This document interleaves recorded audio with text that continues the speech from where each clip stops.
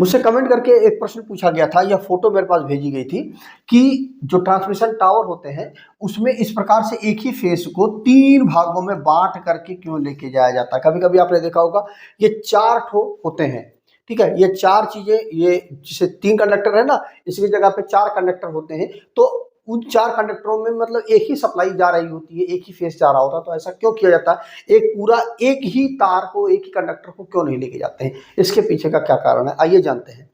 तो देखिए, सबसे पहली बात तो आप ये समझ लीजिए कि जो 3 फेज इसको पावर सिस्टम जो हमारा होता है, इसमें क्या होता है कि जो ट्रांसमिशन लाइनें हमारी होती हैं उसमें 3 फेज पावर सिस्टम का उपयोग किया जाता है। अब 3 फेज पावर सिस्टम क्या है, उसमें क्या होता है, आर वाई बी, ये तीनों फेज जो होते हैं वो अलग अलग जा रहे होते हैं। जैसे आपने देखा होगा ट्रांसमिशन टावरों में 3 फेज आर वाई बी तीनों अलग अलग जा रहे होते हैं। अब इन तीनों में क्या होता है कि अलग अलग जो इलेक्ट्रिसिटी होती है वो ट्रेवल करती है, और इनके बीच में जो फेस एंगल होता है वो भी अलग अलग होता है।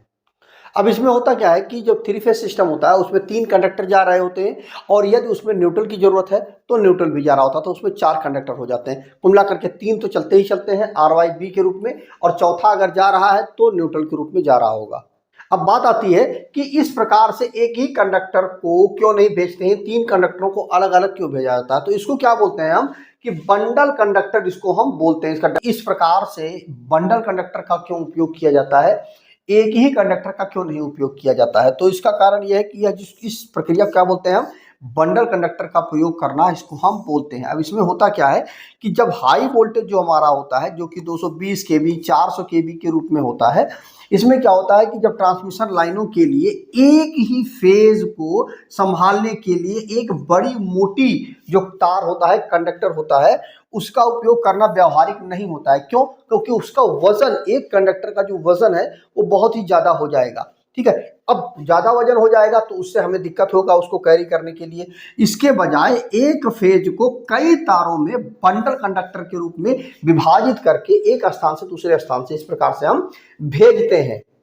तो इससे क्या हो जाता है कि जो वजन है वो हमारा कम हो जाता है। इसके अलावा इसमें लाभ हमें क्या क्या मिल जाता है, इसमें लाभ हमें मिल जाता है कि कोरोना जो लॉस होता है वो कम हो जाता है। अब इसमें क्या होता है कि जब हाई वोल्टेज जब ट्रेवल कर रहा होता है तो उसके आसपास की जो हवा होती है वो आयनित हो जाती है। चारों तरफ की जो हवा होती है उसमें आयनीकरण हो जाता है। आपने देखा होगा कि जो कोरोना वलय होता है इसमें क्या होता है कि जो ऊर्जा का जो नुकसान है, इलेक्ट्रिसिटी का जो नुकसान है वो बहुत ही ज्यादा होता है।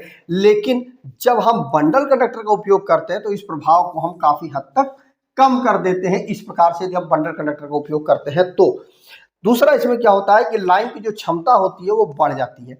अब इसमें होता क्या है कि जब हम बंडल कंडक्टर का उपयोग करते हैं तो ट्रांसमिशन लाइनों में जो करंट की जो कैपेसिटी होती है वो बढ़ जाती है। क्यों? क्योंकि आपने पढ़ा होगा कि जो स्किन इफेक्ट होता है, ठीक है, स्किन इफेक्ट होता है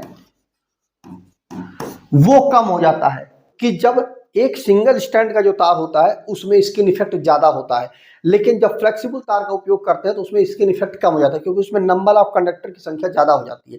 और जब नंबर ऑफ कंडक्टर की संख्या ज्यादा हो जाती है तो स्किन इफेक्ट कम हो जाता है। तो सेम इसी तरह से यहाँ पर भी है कि अगर एक कंडक्टर का उपयोग करते हैं तो उसमें स्किन इफेक्ट ज्यादा होने की वजह से जो लॉसेज है वो हमारे बढ़ जाएंगे, लेकिन और करंट की जो कंडक्टर की जो करंट कैरिंग कैपेसिटी है वो कम हो जाएगी।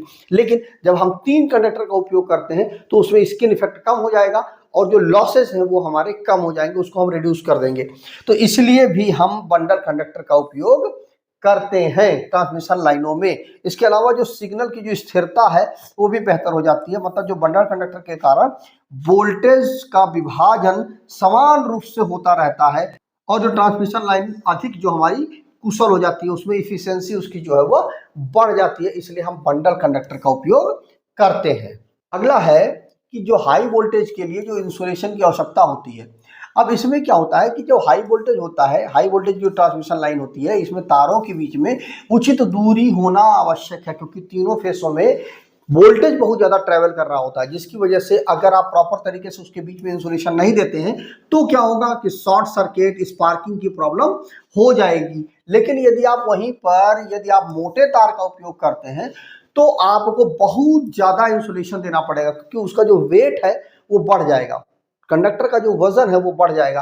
अब वो क्या होगा, जब वजन बढ़ जाएगा तो वो काफी ज्यादा लेंदी हो जाएगा, वो काफ़ी एक दूसरे के संपर्क में आने की संभावना बहुत ज़्यादा बढ़ जाएगी। अब यदि आप उस जगह पे बंडल कंडक्टर का उपयोग करते हैं तो यह चीज़ आपको कम करना पड़ेगा, मतलब इंसुलेशन उतना आपको नहीं देना पड़ेगा, क्योंकि उसका वेट जो है वो कम हो जाएगा और ये करना आपके लिए काफ़ी ज़्यादा महंगा होगा और मुश्किल भी होगा। इसलिए भी हम बंडल कंडक्टर का उपयोग करते हैं ट्रांसमिशन लाइनों में। अगला है वजन और संरचना।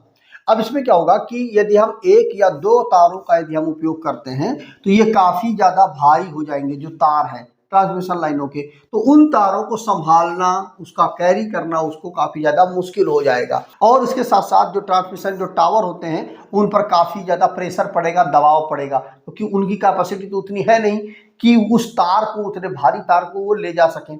अब अगर वहां पर यदि आप छोटे छोटे पतले पतले तारों का यदि आप उपयोग करते हैं और अलग अलग समूहों में इसका उपयोग करते हैं तो इनका वजन जो है वो कम हो जाएगा, इनका जो बंटवारा बट जाने की वजह से इनका जो वजन है वो कम हो जाएगा और ये अधिक व्यावहारिक और सुरक्षित हो जाएंगे। इसलिए भी हम बंडल कंडक्टर का उपयोग करते हैं।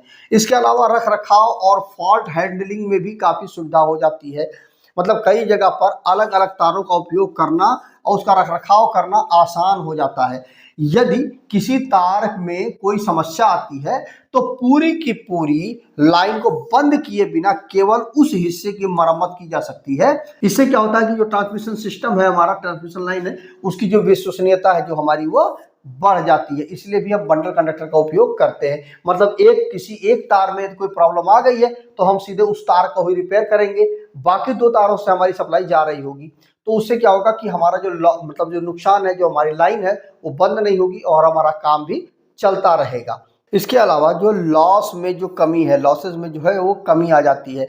अब इसमें क्या होता है कि हाई वोल्टेज पर जब ट्रांसमिशन हम करते हैं तो उस समय क्या होता है कि करंट के कारण जो रेजिस्टिव लॉस होता है, आई स्क्वायर आर लॉस जो होता है, वो कम करने के लिए हम क्या करते हैं कि कम करंट पर हाई वोल्टेज का हम ट्रांसमिशन करते हैं। मतलब हम क्या करते हैं कि करंट को हम कम कर देते हैं और जब वोल्टेज को हम ज़्यादा बढ़ा देते हैं तो करंट हमारा ऑटोमेटिकली कम हो जाता है। अब उससे क्या होता है कि हमारा जो लॉस होता है वो कम हो जाता है। अब बात आती है कि ऐसा हम कर कैसे पाते हैं, तो इसका कारण यह है कि इसमें कई तारों का जब हम उपयोग करते हैं तभी हम इस चीज़ को कर सकते हैं, मतलब बंडल कंडक्टर का जब हम उपयोग करते हैं तभी हम ऐसा कर सकते हैं। और इसके अलावा जो मैंने आपको बताया कि इसमें जो स्किन इफेक्ट है उसको हम काफ़ी हद तक कम कर लेते हैं यदि हम बंडल कंडक्टर का उपयोग करते हैं तब। तो इस तरह से हमने जाना इस वीडियो में कि जो बंडल कंडक्टर है उसका हम उपयोग क्यों करते हैं, उस समय क्या लॉसेस मिलते हैं, क्या हमसे बेनिफिट मिलता है। तो कमेंट करके जरूर बताइएगा। वीडियो आपको कैसा लगा, यदि आपके मन में कोई डाउट है, कन्फ्यूजन है तो उसे कमेंट करिएगा, तो मैं प्रयास करूंगा उस पर आपके प्रश्न का जवाब मैं जरूर दूँ। तो आज की वीडियो बस इतना ही। जय हिंद।